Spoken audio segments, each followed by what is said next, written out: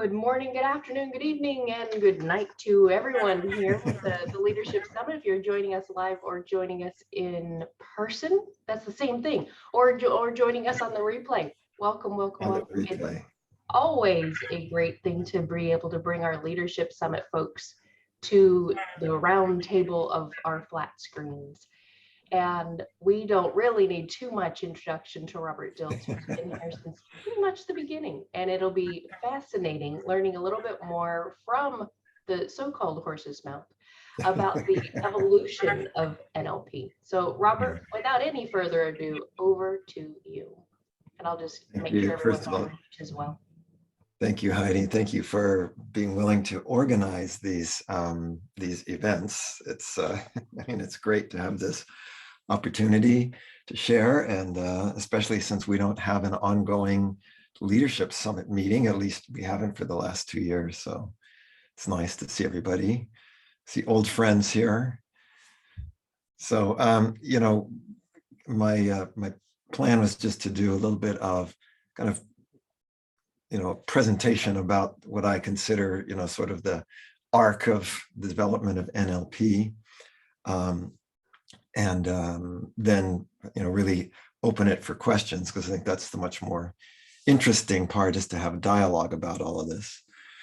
So as I said, I'll do a little bit of presentation of what I think have been some of the developments, and I want to kind of end by looking, of course, to the future. Not only how has NLP evolved to now, but where is it evolving to?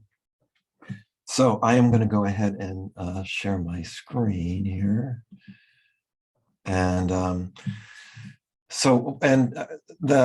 want to emphasize this is about the evolution of NLP. It's not so much about the per se the history or even the specific development. It's kind of more I'm going to take a more of a deep structure view. So what has evolved in looking at evolution, meaning sort of the kind of fundamental aspects of NLP. So in fact, if we, say, well, what is NLP? And we sometimes talk about different generations of NLP, but something will characterize all of NLP. What makes it NLP, regardless of which generation. And I think that first subtitle of NLP Volume 1 was the study of the structure of subjective experience, which I think is particularly important because it's not about the study of the content of subjective experience. And it's not just about the study of subjective experience, it's the study of its structure. And so in that sense, we always like to say that NLP is, fundamentally, it's an epistemology. It's a system of principles and distinctions for organizing knowledge about ourselves and our interaction with the world. And then it's also a methodology. We know that NLP is grown, and the primary way that it has evolved is through modeling, and this approach of picking a phenomenon that is somehow exceptional or remarkable, and then trying to model its structure, figure out what is the underlying pattern.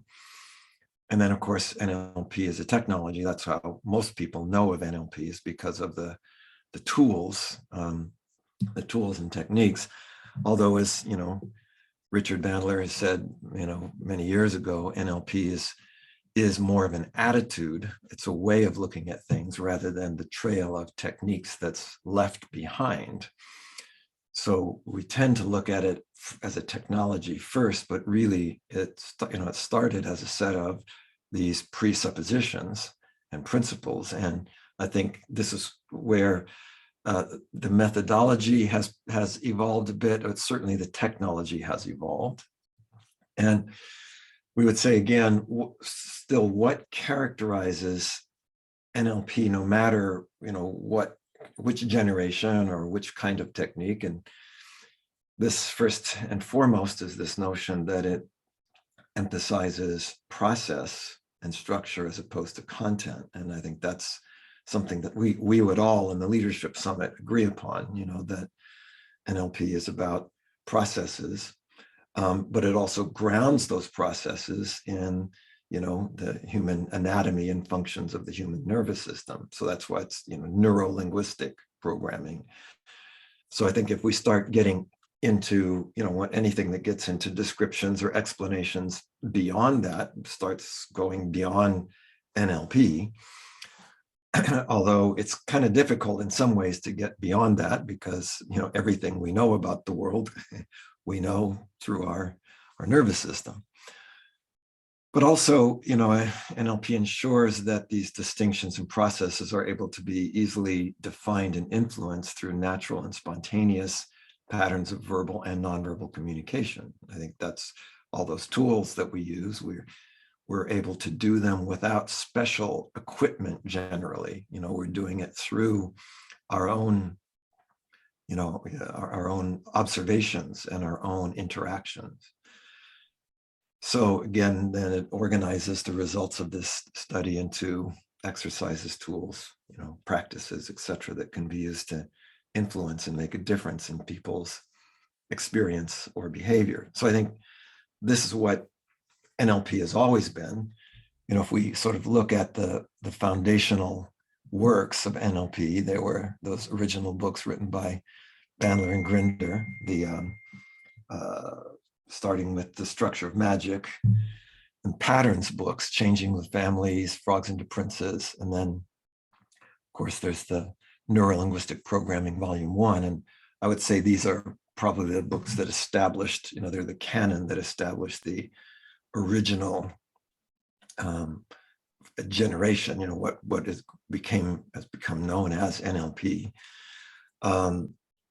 Now, then the question is about new generations. So what does it mean to have a new generation? Why would why would we say that something has evolved?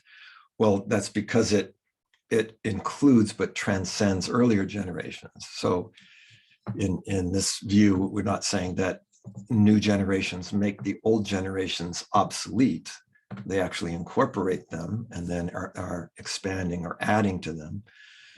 And they then bring in new phenomenon of sort of a larger scope of application, and also, clearly new tools and methods. So I like to make the analogy to Apple computers. And, technology, it's actually interesting that there's always been a kind of an interesting connection between NLP and Apple. They both started at, roughly a half an hour away from each other. Over, Apple over in the Silicon Valley and NLP over here in Santa Cruz. And they started roughly the same time, early 70s. So Wozniak and Jobs were sort of creating the first Apples around the same time that Bandler and Grinder were starting NLP over here. And, they're different, as it just shows, they're different generations of Apples. There's the Apple II. And I still actually have I think I should have my very early serial number Apple II that I bought from Bandler and Grinder, actually. Back in those days, if you bought 5 or more Apple computers, you were automatically a dealer. And so Bandler and Grinder were one of the first Apple computer dealers, and would sell them to us as students. And back in those days, they had a whopping 48K memory. We figured, what would you ever do with more? You will never need more memory than that. Anyway, then you have the Macintosh, which, well, of course, it incorporated a lot of the same things. You can even see similarities to the first Apple. They all have keyboards, they all have screens, but that brought in the mouse and the pull down menus and the graphical interface. And then, the iMac started having this automatic connection to the internet. And then, you have more and more of the flat screens. And so you're getting these new generations as very, fundamental parts of the computer, are enriching and growing. And yet we see that there's something that stays the same. And I think that's true with NLP as well. So if we say then, okay, well, what were some of the influences on the development of NLP? Obviously, Erickson was a key one, Gregory Bateson and systemic therapies, and the whole systemic thinking, Virginia Satir and family therapy, Fritz Perls, those were all the kind of the original models. But now, very interestingly, the original books and the original modeling of them with, modeled certain aspects, the obviously structure of magic basically looked only at the verbal aspect, or the structure of magic 1 looked only at the verbal aspect. So there are other dimensions of what these people were doing that I think also need to be, let's say, coded in some way. And so I think that's what some of these other generations are doing, is kind of still looking back at what Erickson did and saying, yeah, well, it's more than just what Bandler and Grinder wrote about in Patterns 1. In Patterns 1, that was, again, it was kind of like the structure of magic. It was all just the verbal aspects. It was, the meta model and then the Milton model. And interestingly, while Gregory Bateson really liked structure of magic 1, and that's why he actually sent Bandler and Grinder to see Erickson, he didn't like Patterns 1. And in fact, according to Grinder, he sort of threw the manuscript back at them and said, yeah, shoddy epistemology, because they weren't capturing, some of the particularly important aspects of the deeper structure of what Erickson was doing. And so I think that's what some of these later generations can help us to do.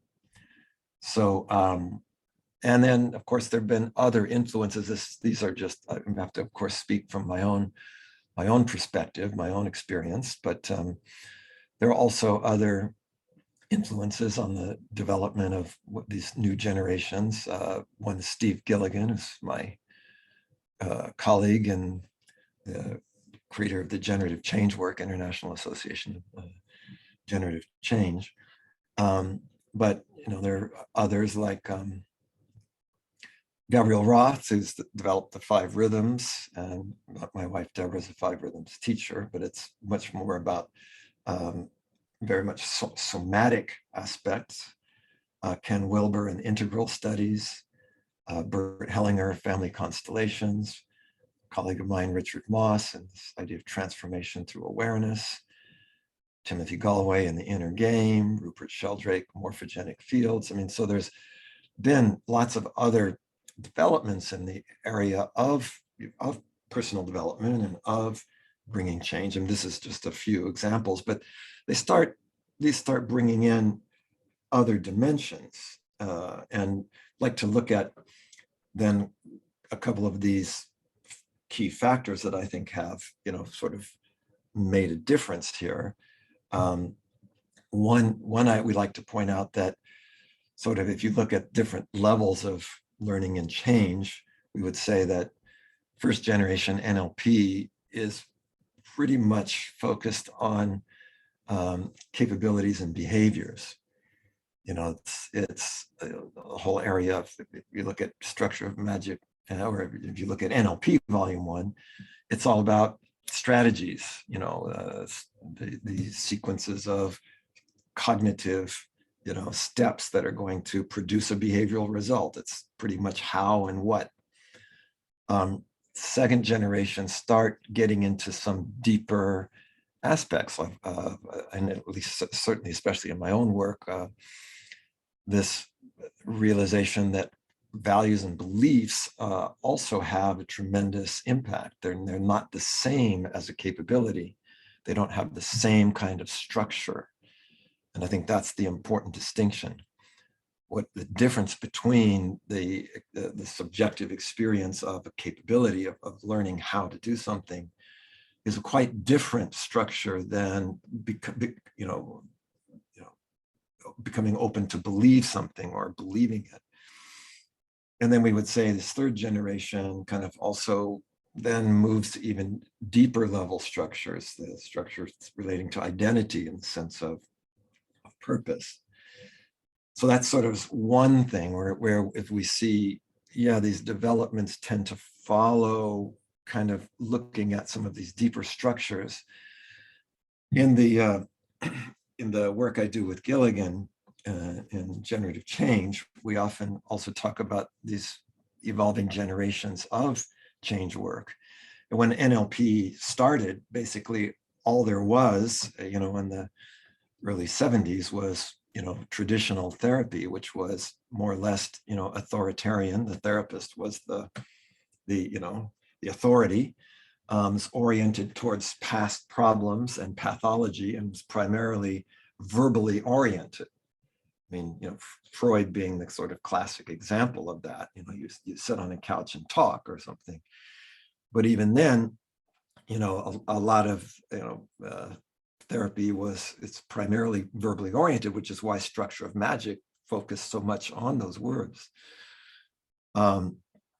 Then we started getting, with the advent of people like Milton Erickson and the sort of humanistic psychology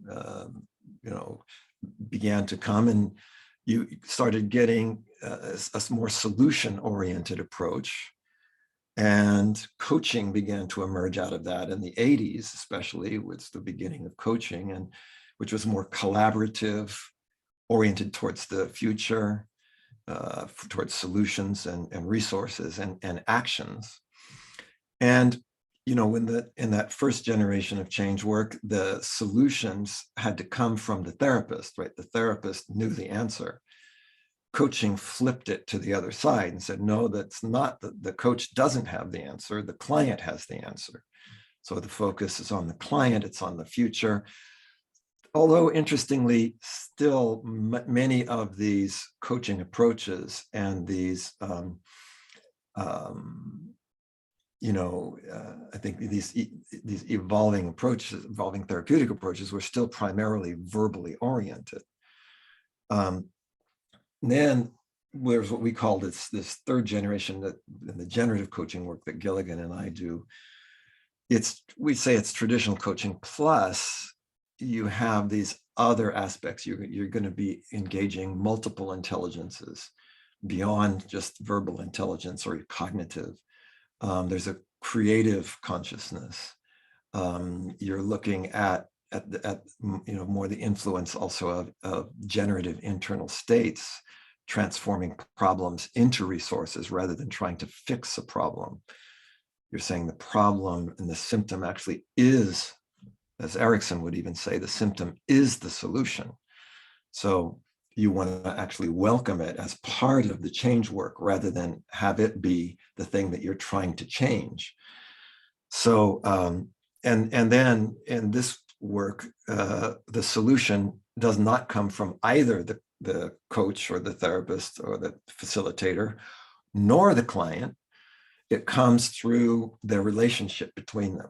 It's not in one or the other. It's a function of something that emerges out of the interaction. And so it's kind of I think that's another strand of change that I believe has been happening. Then we like to say, and this is what Judy and I were putting forward in the NLP2, next generation, enriching the study of subjective experience, that we're looking at these three minds, three types of intelligences. The first generation focused pretty much exclusively on cognitive intelligence. In fact, I would say NLP was originally, would be originally considered a cognitive science. And then the next generation started to engage the body much more, that perceiving the body not simply as like the robotic output of the brain, but that the body itself also is part of the nervous system. There's a whole nervous system in the body. And then that there's an intelligence in the body. And we would even go so far as to say that the body is a representational system, distinct from the other representational systems. And then this sort of the third generation is moving into looking at not simply what is going on in an individual, what the individual does, but looking at the function of the relationship or the system. And so this is what we call a field mind. And this, again, I think if you go back to, even if you go back to the original models of NLP, Erickson talked about, this whole creative unconscious, which was something much beyond the cognitive mind. Virginia Satir worked with family systems.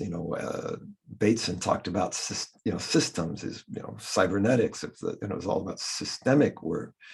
So actually, that has always been somehow there, and even Fritz Perls was working with Gestalt communities. So this idea of having this focus simply on individuals and the individual being responsible for changes is certainly part of the equation. But I think for some of the things that we need to be working with, especially as we'll kind of as we look to the future, some of the biggest challenges that we have today are not going to be able to be resolved by the individual brain or intellect. It's going to need this more collective, collective emphasis. So, the sort of original generation was meta model, Milton model, rep system strategies, submodalities, meta programs, anchoring, mapping across. Those were all pretty much related to these functions of the brain. And of course, the brain is a key thing. We need to engage the brain and learn how to use the brain. But change involves more than that. And so we would say then the second generation starts to engage these other dimensions where we're saying that there actually is an intelligence there.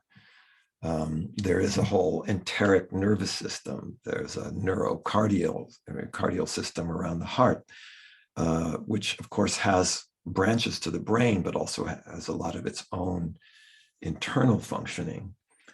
And then, there's other aspects. We've got a whole nervous system throughout the body. And the body itself is a very interesting, system. It has a diverse set of parts that have to all work harmoniously together. So there is an intelligence in that whole interdynamic. So, I think I want to just call out to Judy for her role in really, bringing that around, this idea of we started developing what we call somatic syntax, which was a way to utilize this mind-body connection.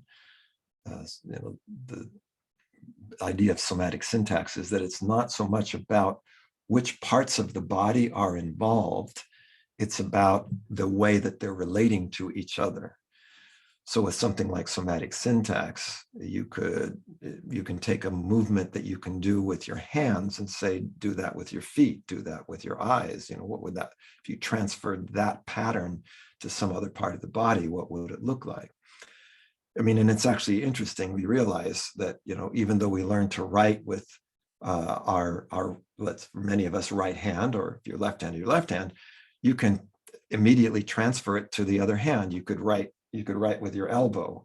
I could put a pen in my mouth and eventually figure out how to write the letters with my neck. And so the interesting question is who teaches your neck how to write, or I could trace it with my foot in the sand. How does that happen? Well, because there's some deeper structure that is also getting represented and has a whole somatic coordination. So again, the principle there is that there's information in the body and there's knowledge. We say in the muscle. So as the New Guinea proverb goes, knowledge is only rumor until it's in the muscle, or as the famous dancer Isadora Duncan said, if I could say it, I wouldn't have to dance it. There's certain things I can only communicate through somatic expression. So this idea that, again, as we have, and I think this is the principle of multiple intelligences too, that you have deep structures that get, transmitted, expressed through these different types of coding systems, images, movements, words, metaphors. There's the picture there is Judy doing the dancing score. And again, the idea of the dancing score is that it's not just showing the body's reaction to something. The body is representing it. It's representing the the actual experience that you want to express. So so then going into the third generation, this is where you get this notion of systems, energy, this kind of idea of relational intelligence. And that there is something, again, if we look at process versus content, what are the deeper processes that are actually organizing the content? And I'm going to actually take a moment to share a video that I like to use to illustrate this.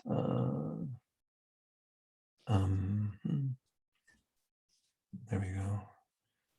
So actually, maybe I'm gonna start this, and if the sound gets too, there's a sound here, and you'll see it's about the influence of fields on matter, of deeper structures that that you can't see.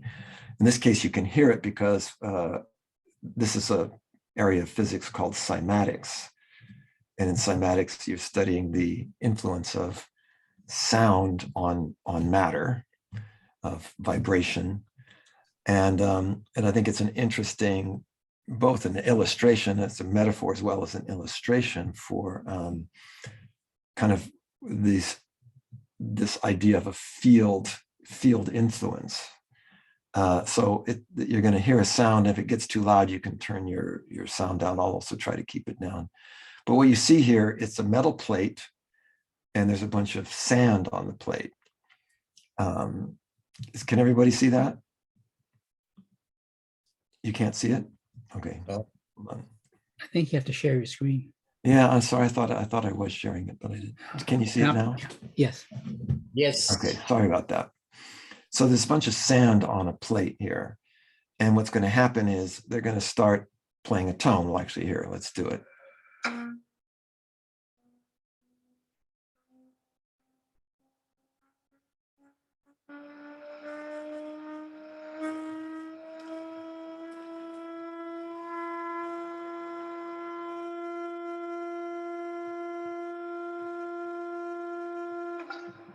So what you see is, as the vibration gets higher, the sand goes into this transitionary state and begins to form a structure, and then reaches a certain tone, and that structure becomes solidified.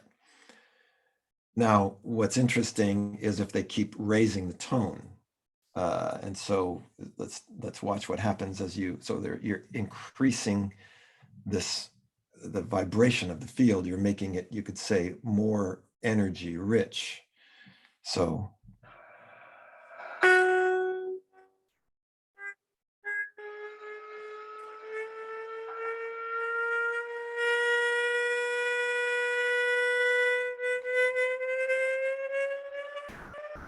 it's interesting to try to predict, as it goes through these transition stages, what's going to be the next structure.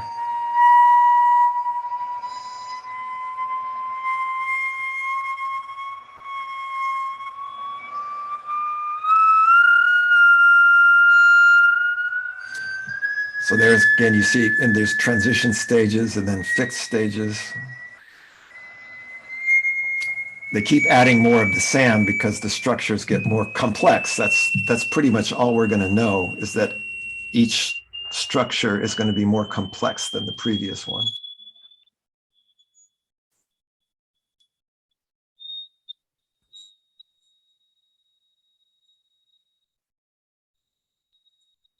So again, you get these transition stages, then fixed forms.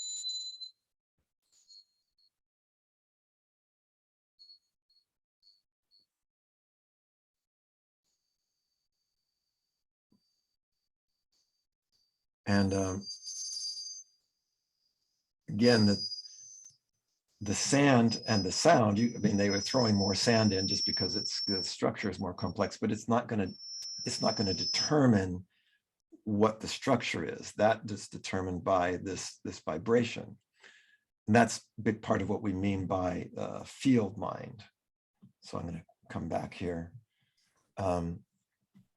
So there we see, that these different levels of vibration create, more complex structures that are emerging from it. And I think this is what the analogy here would be, that, and this is what certainly that Gilligan and I are using for the generative change work, is that the organization, not only within our own nervous system, which we know our certainly our brain works in waves, has vibrations like that. There are vibrations, but also what happens between people is going to determine the quality and complexity of the type of result that emerges. So we could say, some states are going to give you very basic structures, others are going to give you much more complex structures.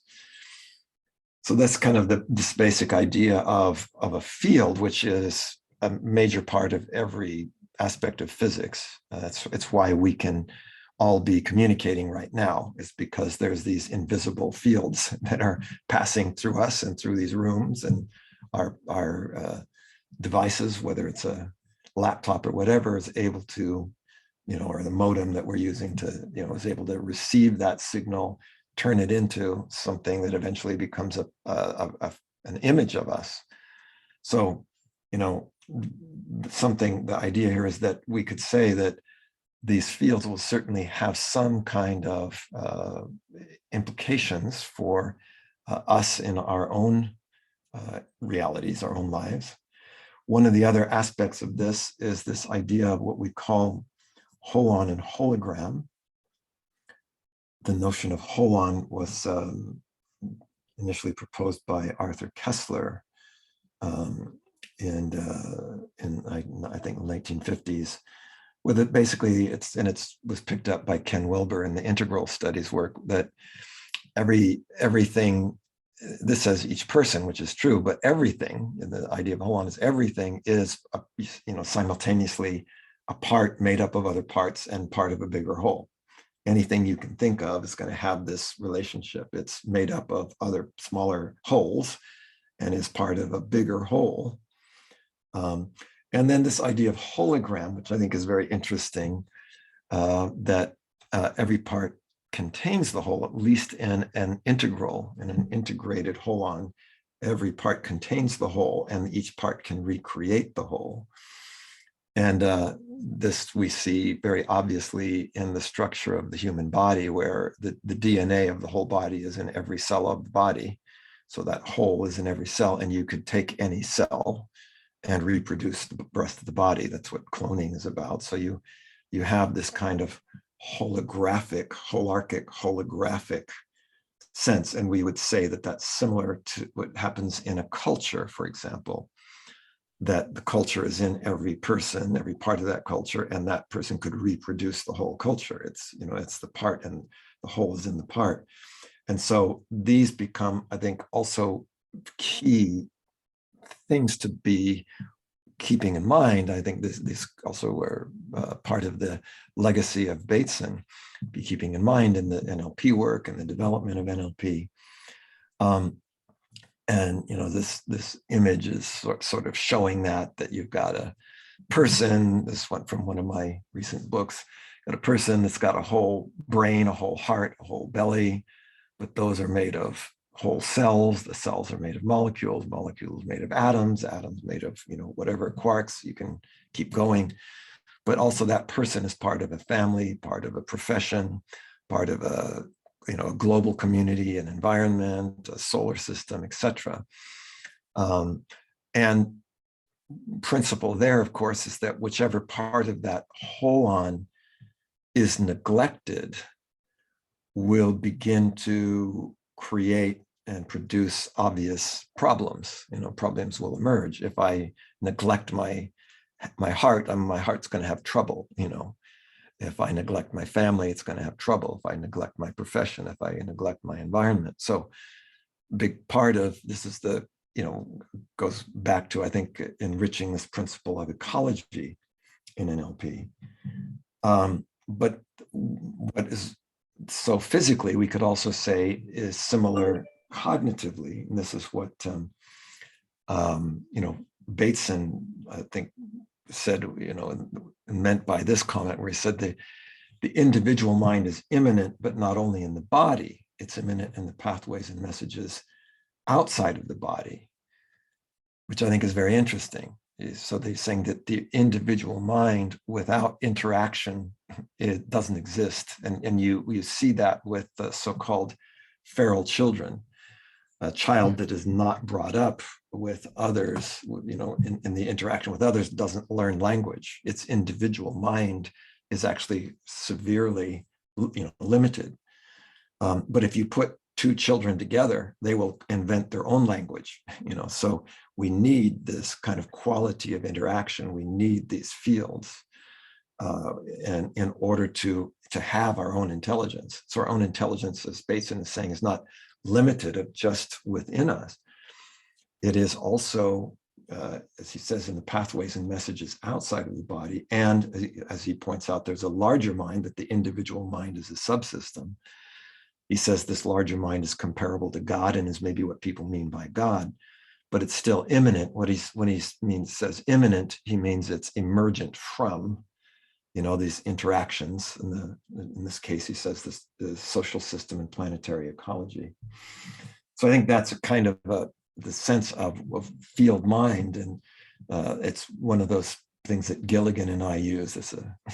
There's Gilligan and I don't know, 20 years ago and today, but these are the 2 volumes so far of the generative coaching work. We apply those principles in that. I think the other thing is, we kind of start looking to the present and the future. How do we apply these multiple intelligences, these multiple generations? Also, in my success factor modeling work, we're looking at not simply individuals, but we're looking at systems, in this case, companies and organizations. And there are a number of different models that are, one is here's on collective intelligence. And actually the recent one on the modeling the healthcare ecosystem. What is it, if we look for patterns, not just in an individual, but in an entire ecosystem? In this case, we're looking at the whole healthcare ecosystem, which would be not only patients and doctors, but patient family members, nurses, hospital administrators, research organizations, other types of support systems. You're kind of looking in, including government organizations. We're looking at what is it that makes effective healthcare. And so this is where the modeling is extending beyond it, and the behavior of an individual, as I say, to look at a whole ecosystem. And I think where I just want to close, at least for now, for the part of the presentations, we can go into Q&A or your comments and thoughts, is NLP has always been a kind of mirroring and learning from the state of the technology. So like I said, I don't think it's any coincidence that NLP and Apple Computer were sort of developing at the same time. And we used to say, that the brain is like it's your personal computer, and you've got to learn how to program it. But we know that our understanding of the nervous system and our understanding of and our use and development of technology has increased dramatically over these last almost 50 years. And so you've got all kinds of new developments in artificial intelligence, robotics, blockchain, and quantum computing.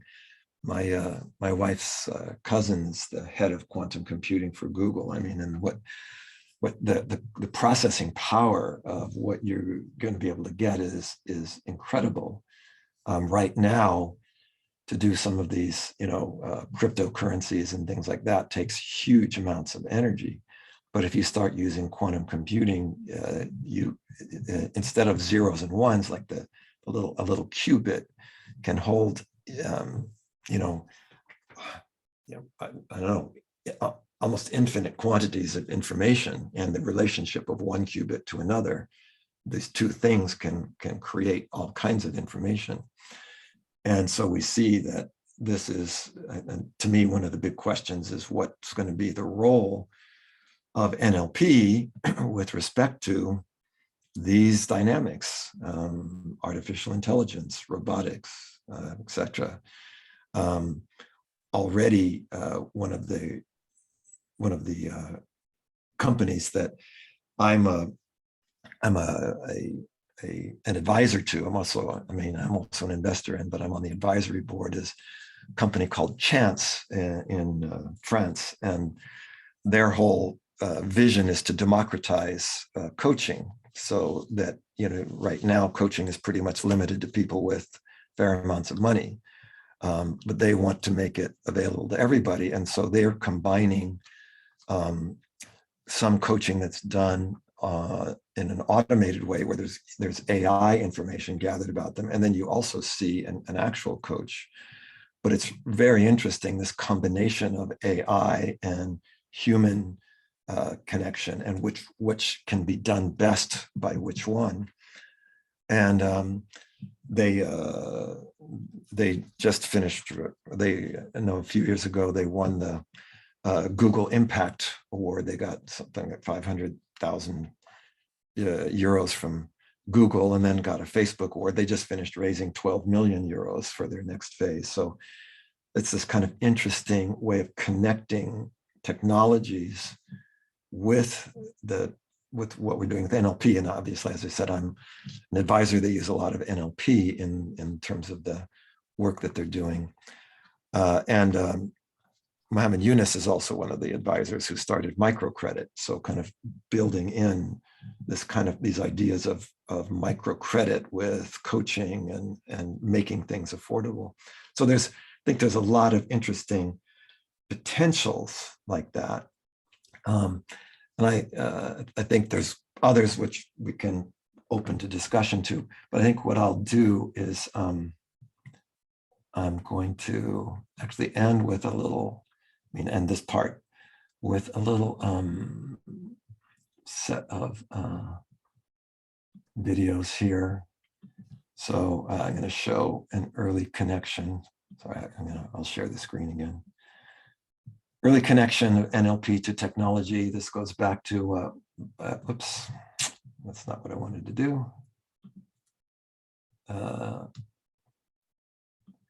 This little video of a device that I invented, and I've got a patent on some years ago. So it shows the early connection of NLP and technology. And you also get to see what I looked like almost 50 years ago. So here, I'll just play it and explain. Scan their simulator screens planning for the real thing. Video game buffs. He was mentioning this is when the space shuttle was going up. So he's saying when the people in space shuttle were scanning their video screens. Okay. Can get ready for the latest advance, and it is quite an advance in the technology. Channel 7's Laura covers and reports the new games are capable of some mind-boggling maneuvers. There you see the old Apple II. Video game family can read your mind, and when it does, you have the power to control its every move. our idea behind this is not it's not the computer controlling you, it's you controlling the computer. Your thoughts are controlling the computer, not the computer controlling your thoughts. And that's the real distinction that I think is important about this. Tentatively called mind magic, the creation of Robert Dilts and his colleagues at behavioral engineering works much like a lie detector or biofeedback device. When you think, your body changes. For example, your hands sweat. Through a small device that supports your fingers, a home computer may now read those changes as commands to move up or down, left or right, or to crash. Move it in your mind, think it all the way over to the right-hand side of the screen. What you want to do is, very good. Of course, it takes time to learn which thoughts can move an image which way. But the 28-year-old inventor is convinced that we can learn to control creativity, the subconscious, and more. The purpose of our software is that the person can get up and walk away from the computer a better person. Maybe all they know is that they were playing a game. But what will happen is that you'll be able to walk away knowing more about yourself. Right now, Dilt says he and his coworkers can't keep up with all the possibilities that have come from developing mind magic. Robert and his colleagues expect to have these thought control games on the market by Christmas. But on the drawing boards right now is another kind of computer program that could give handicapped people more control over their lives. In San Mateo, Laura Coverson, Channel 7 News Tonight. That's something. The Mind Magic inventors say the new game will be compatible with other home computer units already on the market. All right, so that's a interesting thing where you look at technologies of the past and how much they have evolved, but also I think there's still this sense of being able to harness that, like, again, my point is that NLP has always had a very interesting interconnection with that. And I'm going to end with a final little video here. That's one of my favorites from Steve Jobs that I think characterizes what, again, it sort of captures the sense of what NLP has always been about. And it's a kind of about that, again, this deep structure, but also what keeps us moving. So just. So the thing I would say is, when you grow up, you tend to get told that the world is the way it is, and your life is just to live your life inside the world, try not to bash into the walls too much, try to have a nice family life, have fun, save a little money. But life, that's a very limited life. Life can be much broader once you discover one simple fact, and that is everything around you that you call life was made up by people that were no smarter than you. And you can change it. You can influence it. You can build your own things that other people can use. And the minute that you understand that you can poke life and actually something will, if you push in, something will pop out the other side, you can change it, you can mold it. That's maybe the most important thing, is to shake off this erroneous notion that life is there and you're just going to live in it, versus embrace it, change it, improve it, make your mark upon it. I think that's very important. And however you learn that, once you learn it, you'll want to change life and make it better, because it's kind of messed up in a lot of ways. Once you learn that, you'll never be the same again. So I think that's that's sort of the attitude that I certainly got from Bandler and Grinder, this whole idea that what we're here to do is to go out and shape life, to improve it. And again, I think this kind of sense of being able to harness these other dimensions and then expanding NLP into some of these other dimensions is what I see as kind of our future. Anyway, that's kind of the basic there. I mean, there's a lot more I could say, but I'd rather be much more interested in what your responses, questions, comments might be about all of this. Thank you. Thank you. Who wants to start the conversation? Yeah, let's have a conversation. What are your thoughts? questions. Yes, Bill. You're muted, Phil. We can't hear you. Yeah, just finding my mouse. Okay, I'm good. Hey, Robert, good to see you. Thanks so much for this. Really appreciate it, taking the time. I'm going to throw a little intellectual hand grenade into the conversation. Maybe I've been doing a lot of work with research and researchers, and there's a lot of pushback against NLP. And one of the statements somebody said was, there's really nothing new in NLP. Everything exists somewhere else beforehand. They've basically stolen, magpied Beck's, Adler's, Rogerian ideas, put them all together, and there's nothing to it that makes it distinct from anything else. And there is some truth in what they say, and that you can find elements of it everywhere. But I just wonder, would you have a take on that? Or sure. I mean, so I think there's two comments I have on that. One is, I forget who it was that originally said this. It was Schopenhauer or somebody that said every new idea is, it's first ridiculed, then it's violently opposed, then it's accepted as already having been self-evident. And so I've seen NLP go through those stages. It's violently opposed, first ridiculed, then it's violently opposed, and say, well, we already knew all this anyway. So secondly, what I would say is that, of course, I mean, it's true, of course, it's modeled, but that would be kind of like saying, Steve Jobs and Apple, I mean, the iPhone, all this stuff already existed. Steve Jobs didn't invent anything new, he just put it together.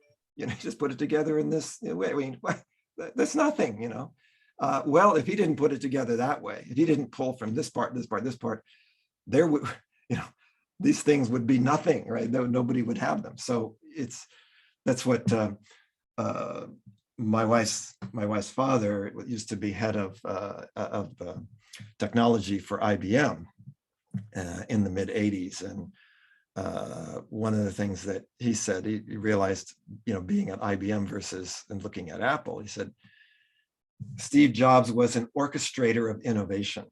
So he made, Apple made no real fundamental, technological inventions, but Apple was the first $1 trillion company precisely because they were able to, you could say they stole all these things from other people, but they actually made it useful, user-friendly, useful. So that's another place where I would say there's a direct analogy between these two. So I would say, I would say it to them, of course, yes, it's modeling. That's what modeling means, but it doesn't mean that it's irrelevant. In fact, it's what makes, Ericsson. Nobody would know Ericsson if it wasn't for Bandler and Grinder. I mean, not nobody, but he would not be nearly as known as he is. And Jeff Zeig would totally agree with me. So anyway, that's how I would respond to that. Thank you very much for that. Yeah, it's been a really interesting conversation to have with people who, they're already coming from a position, but they probably don't know what NLP is, but they have a very strong view about it. But I'm really interested to hear your perspective. But I wonder if anybody else has anything to add. Yeah, well, I think I'm not the only person who's had to deal with this. Yeah.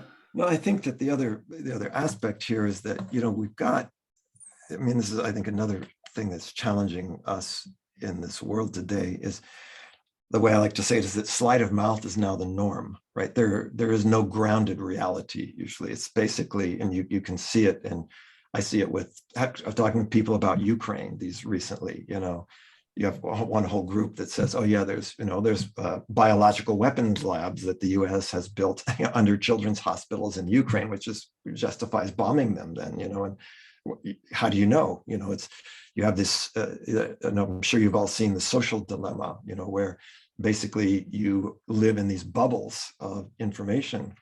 And I think that's kind of the challenge, Phil. It's whatever validates what the map of the world that you have or you want to have, you can get it.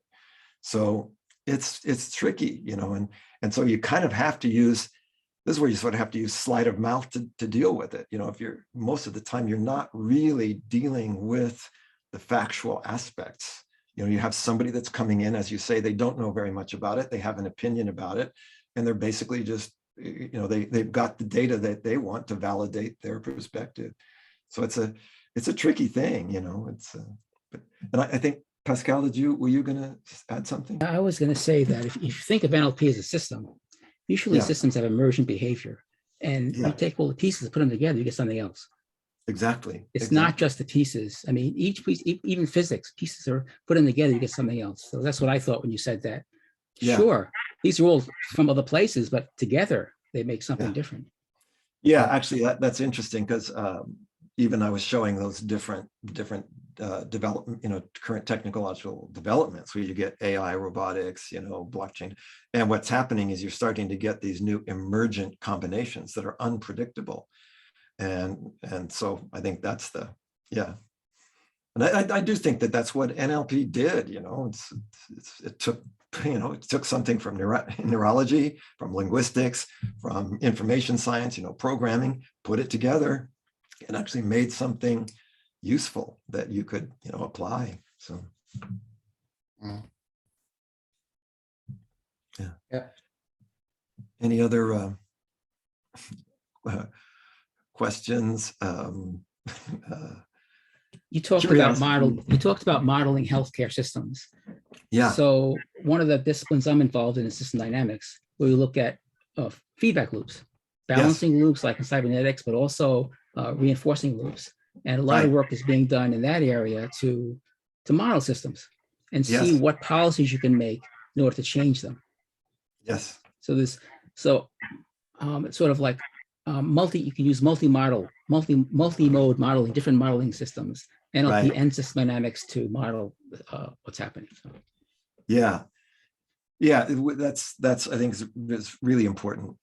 We've been so in that research, we're looking at this interplay between these three aspects. All success factor modeling works with these three different things, which is same with NLP, but we would say there's outcomes, there's actions, and then there's the mindset that's driving the actions, and that's focusing on the outcomes. And so it's been really interesting to say, okay, in this ecosystem, people are going to have different actions, but what's the mindset that's coordinating those actions? And that's been particularly interesting to look at, so that we've been developing these mindset programs for health professionals, so that again, it's not about their specific training, because they're going to have different expertises, but they need to share certain kinds of approaches and attitudes, and which has been really interesting. That I think is kind of like looking at some of these systemic deep structures, if you will. So where you get self-organizing kinds of principles that once you can get in the case of collective intelligence, we say you've got these three dynamics. You have resonance.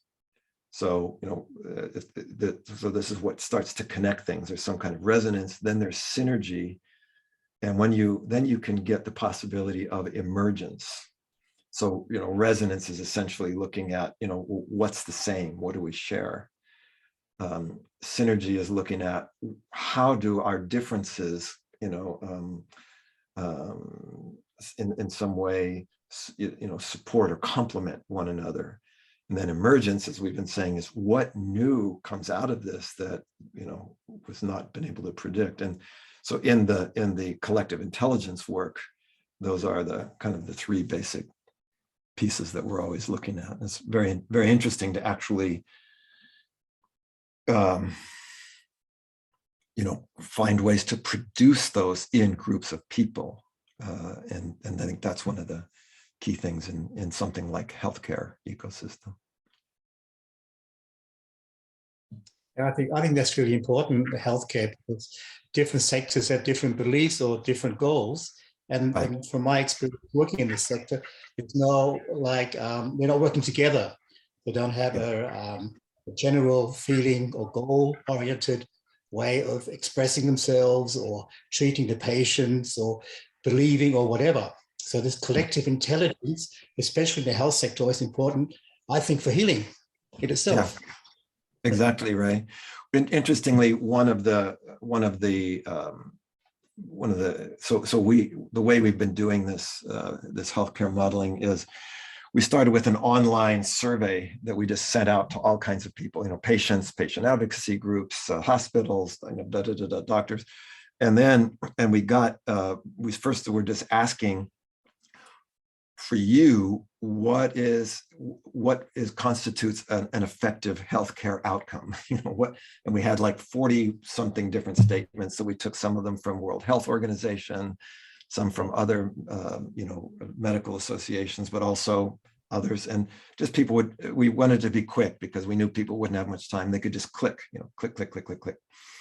And then we said, okay, the next part of the online survey was kind of looking at some of these different levels. What kind of actions would you say produce these results? And then what are some of these different areas of mindset?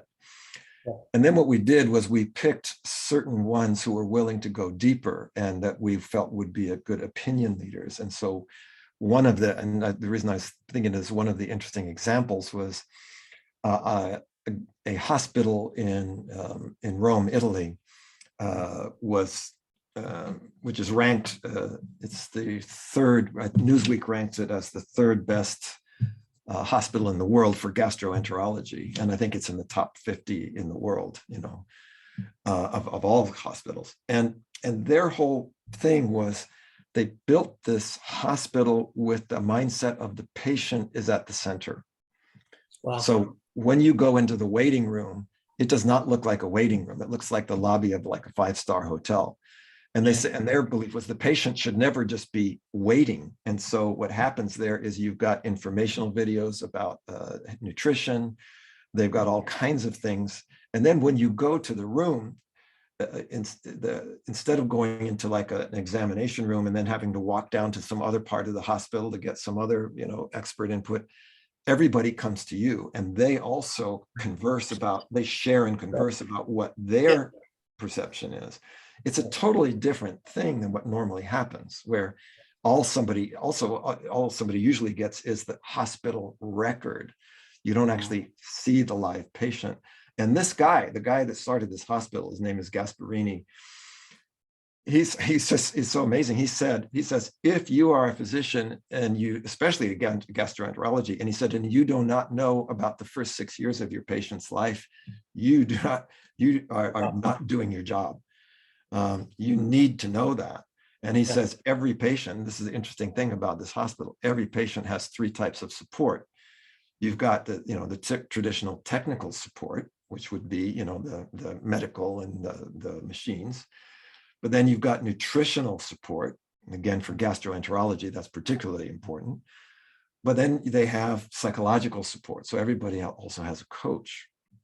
And I think, that's going to probably be the future of healthcare. And again, if we start looking at some of these ways of being able to do this kind of democratization of coaching, because usually people go, oh, it's too expensive. You can't have all that support. Yeah, but wait a minute.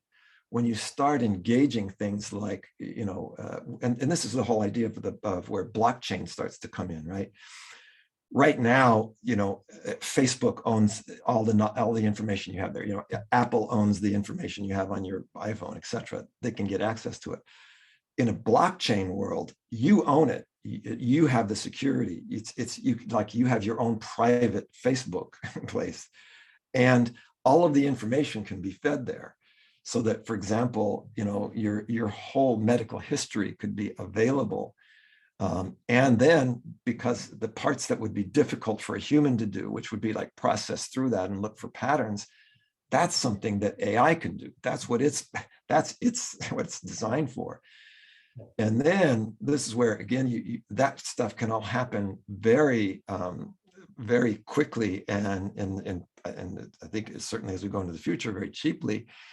And then the coach is going to be able to accelerate what they do. The human coach has this accelerated capability. So these are some of the kinds of things that I think are going to be super interesting for the future. and where I think we need to kind of begin to jump on board with some of these things. How can we, kind of just like what Phil was saying about bringing in some of these pieces, there are new pieces that NLP can bring in and put into its orchestration of innovation. So yeah. Great. Thanks for thank that. you. Thanks, Will. Thanks, Ray. Yes, Jeremy.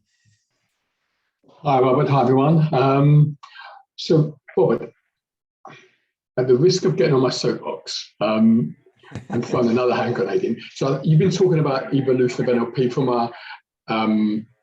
I suppose a world point of view and technology and stuff like that, which is great. I guess I'm wondering, if we just stopped developing any new techniques and concentrated on making sure that what existed in the field of NLP already was much more widely used, much more widely known. I wonder if that's a different form of evolution. And at the risk of being a bit political, if everyone were able to do perceptual positions and everyone were able to build rapport, I wonder if there'd be as much conflict as there is in the world. So I think I'm wondering, great that we expand techniques. I'm also thinking, how can we expand how many people know about NLP? How many people can use it? 7.8 billion people. I agree, Jeremy, but I think that's also goes along with what I was saying about the sort of being able to democratize these things, to be able to get it out there so that you don't have to pay to come to a class. No, so I mean, what these guys are doing, this company, they're called Chance, and they're called Chance for a reason. One of their key groups is what they call invisibles. So that people that, like in the French suburbs that nobody knows about, these people would never be going to an NLP class. They don't know about NLP. They don't care about that. But every single one of them is on social media. And so what happens is they start, and then they're all looking for, they need to get money or to get a job or something. So that's the beginning point. And then what they're doing is, as part of their onboarding for through the social media, they're starting to learn some of these techniques. And then what we're even doing is the ones who have been able to advance farther, they become coaches to their own, the people in their own situation, because people in these kind of situations they don't trust, they're not going to trust me.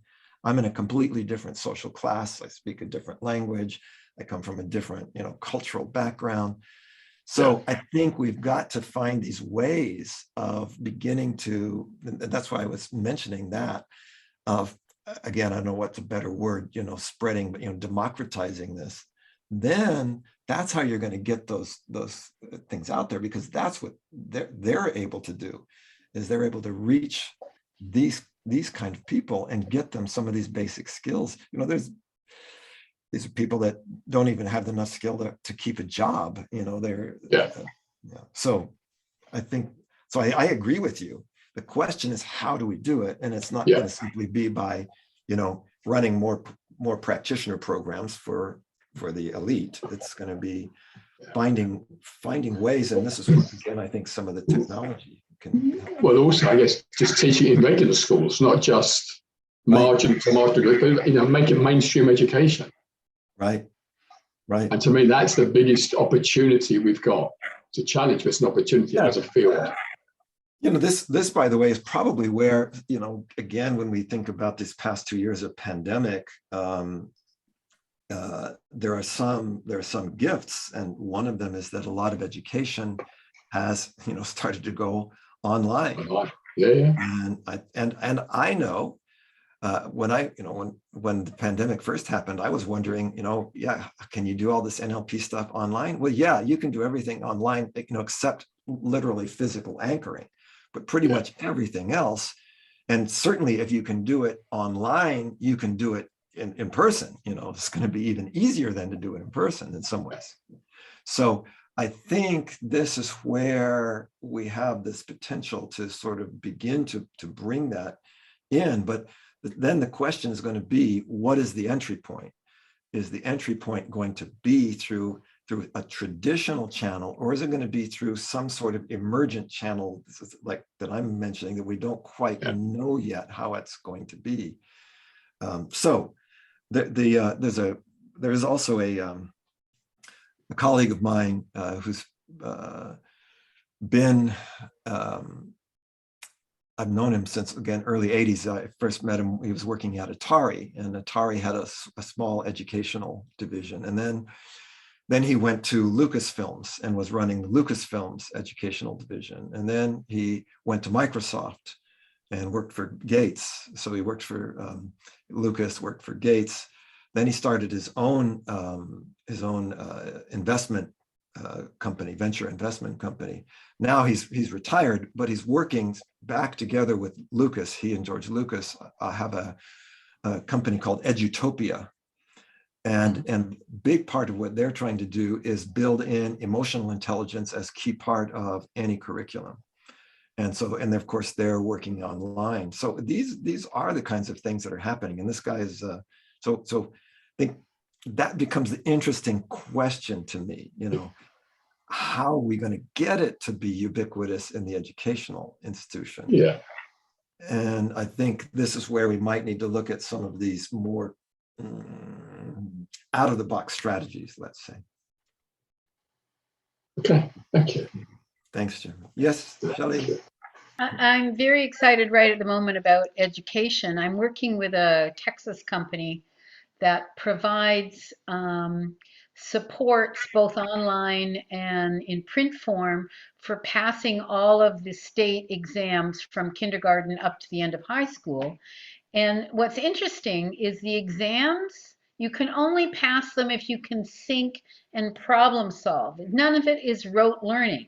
Right. And of course, what their mission is to get people to use these supports in their schools and districts to train kids how to do that fourth level learning, and not only just go for passing the exams. And when they buy the products to cram for the exams, they kind of become aware of the fact that teachers need to be using these all year.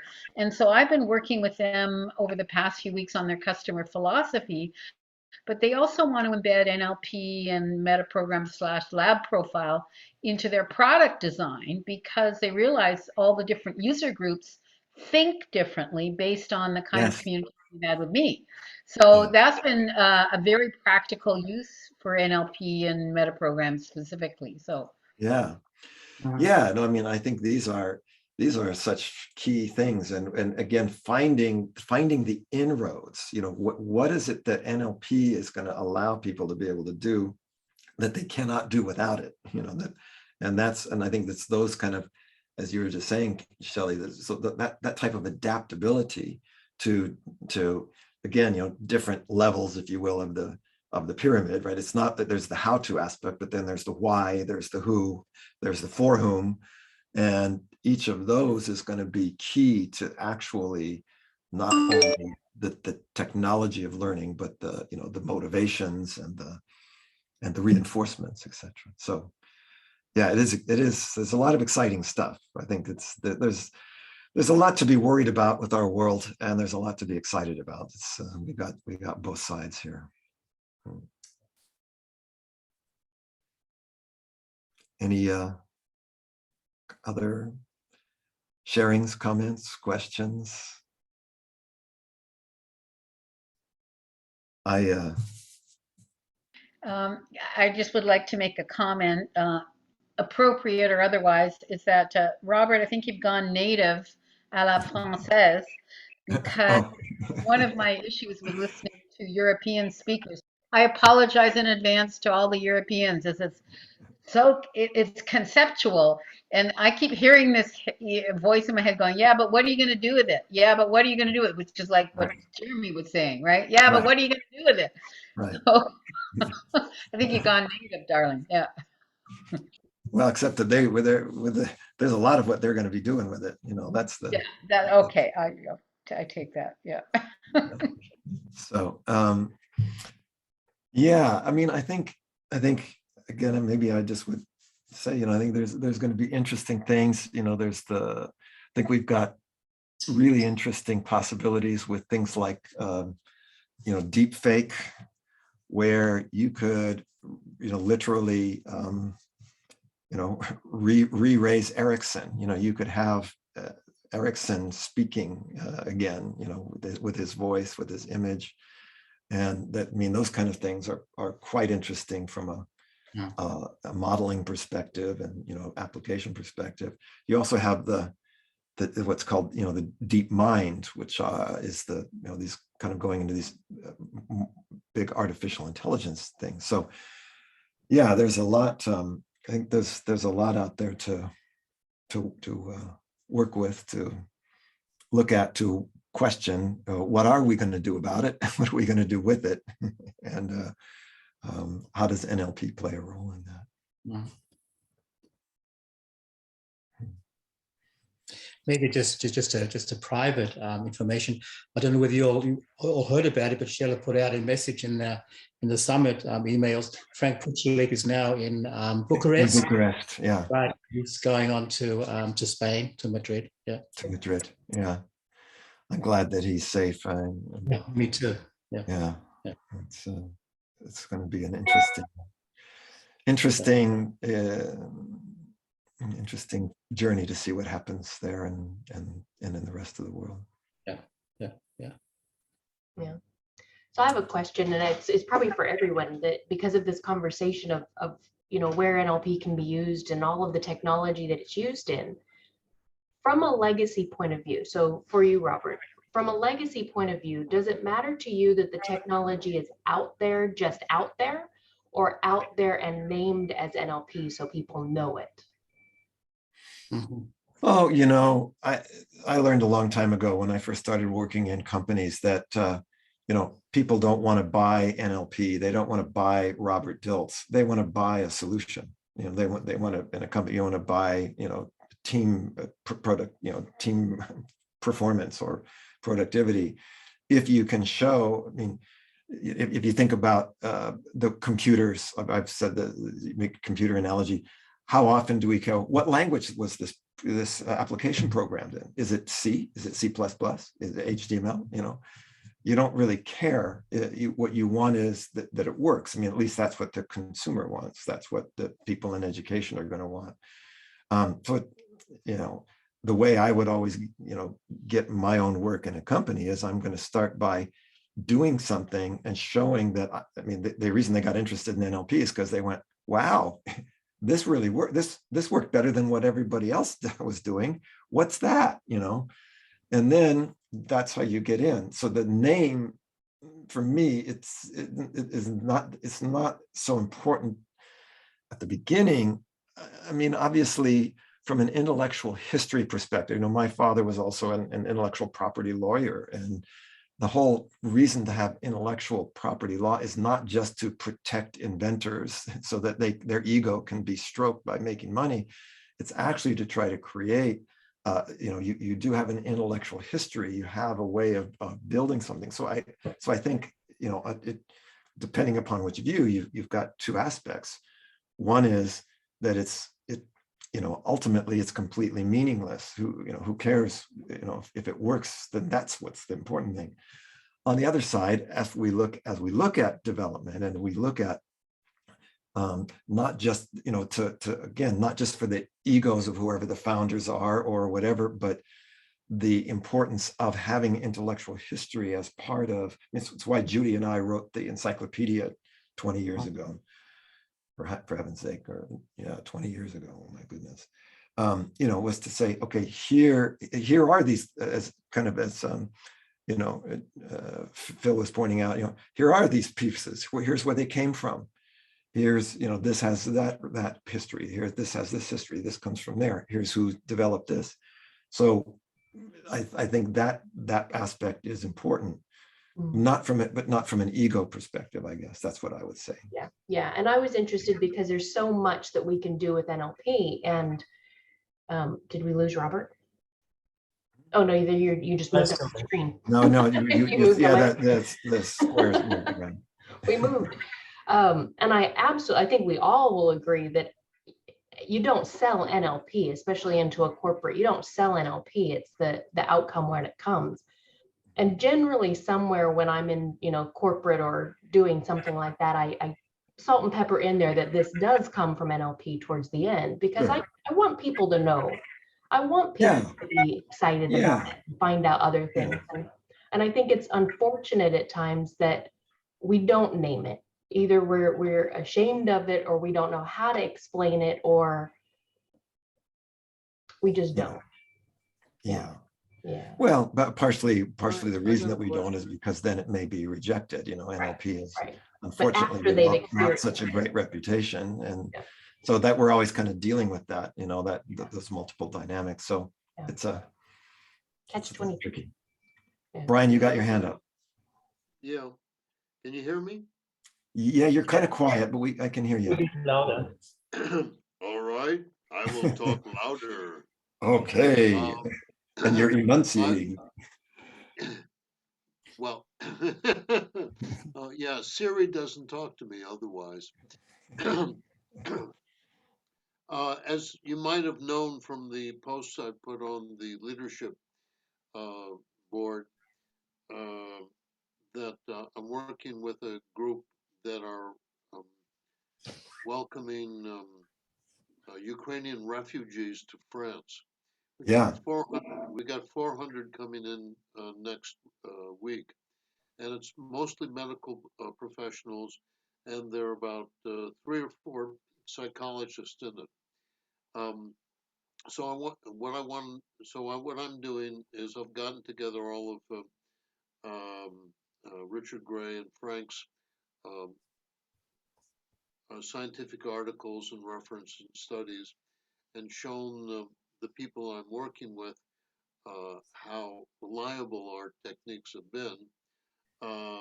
And there's a really nice PowerPoint that he's put together too about, and it's essentially making it real simple for us about, how a VK dissociation can really work. And with 3 sessions, or 3 meetings, you can have long-term effects. So my question here is that if anybody here, since we have a few senior members here, if you've got a really quick protocol for teaching, treating trauma and PTSD, if you've got something that, that can be done in a couple of days, I'm putting together my own introduction, but my contribution is going to be working with people who don't speak French and do speak English, and also, but basically, we've got a team of about 60 or 70 medical professionals, and so I want to give them a trauma and PTSD first aid course. So if anybody has any protocols like that. But Brian, have you heard of the RTM protocol? I'm not sure if you mentioned that. Frank Burke's RTM protocol. You know that, right? Yeah, Lisa Reich is. Yeah, I've got that. Okay. What else do you need then? Just ideas. I'm putting it out for if anybody has has found some way of teaching to medical professionals the basic dissociation and state change work. I mean, I'm just I don't know. They've done that, Brian. They've all done that. Frank and I think and what you're Lisa. looking for is something a bit quicker. I mean, that is quick, but the training required for that isn't a day or 2. So It is. Richard Bolstad. It's 2.5 days. Okay. Training's 2.5 days. Okay. Yeah, and Richard Bolstad would be a great resource too. Yeah, Richard is good. Perfect. Yeah, Perfect. I can teach garden variety VK dissociations in a couple days with a lot of background and cautions and parameters. But I'm just putting it out here because I don't know what you guys have been doing for for the last 10 or 20 years. Yeah. Maybe if somebody's come up with a really quick way, an effective way to deal with trauma and PTSD, I'd like to hear about it. I'll put it in the hopper. I think Phil Parker's lightning process also would be useful. Yeah, the lightning process. Lightning. Yeah. Okay. And if Paco, Paco, you're muted. Yeah. Paco, go ahead. I think if you contact directly to Richard Bolstad, he has had experience also in Bosnia and working with people from war and doing it in a quite practical way. Yeah. And so, and he's in the medical field too. So I think if you want to have more support, I think Richard will be willing to help. Yeah. Okay. I think he already has it. Can you send me something about that on email?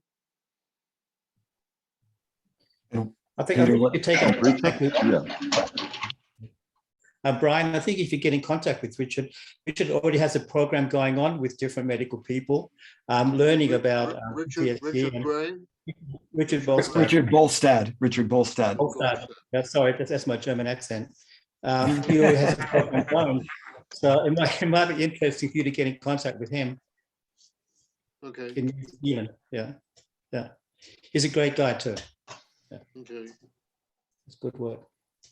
I think what we need now for Ukraine, I mean, I'm a little bit personalized because my son's working in Ukraine at the moment. And we need systems or ways or models that are out of the box, that are different at the moment. Working for these people that really works quick and is efficient and different. And different. Like the normal kind of the meal. Yep. Yeah, well, a lot of people in France use EMDR and other submodality techniques. Yeah. I mean, a lot of our work, a lot of the cognitive behavioral therapy that's done here and around the world has basically the same patterns that we've been teaching for 40 years. Yeah. It's because they work. Yeah. Work. I know we're getting close to being the end, and I've actually got another thing I've got to go to. But Peter, you also had your hand up. Go ahead.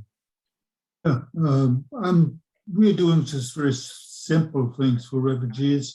There's just two refugees from Ukraine. We hosted in our house, and they stay here for a couple of weeks. So the first thing is, before you dare do any therapy, trauma therapy, whatever stuff without qualification, host them, feed them, make them safe. Yeah, right. Yeah. Start with the lower parts of the Maslow. Basics. Yeah. Good point, Peter. Well, everybody, thank you for coming, and this has been a very enjoyable time with friends. I'm looking forward to what emerges next, and also I'm appreciating this last conversation of what we can do for the world. So as Steve Jobs was saying, we can make it better. we can mold it. We can push here and something will pop out the other side. Yeah, many thanks, Robert. You're very welcome. Thank you very much, Robert. Thank you, everybody, for joining us. Thank you. Whatever's next. Good to see you all. That's from my heart. Okay. Thank you. Good to see you all. Bye, everyone. Bye. Bye. Bye.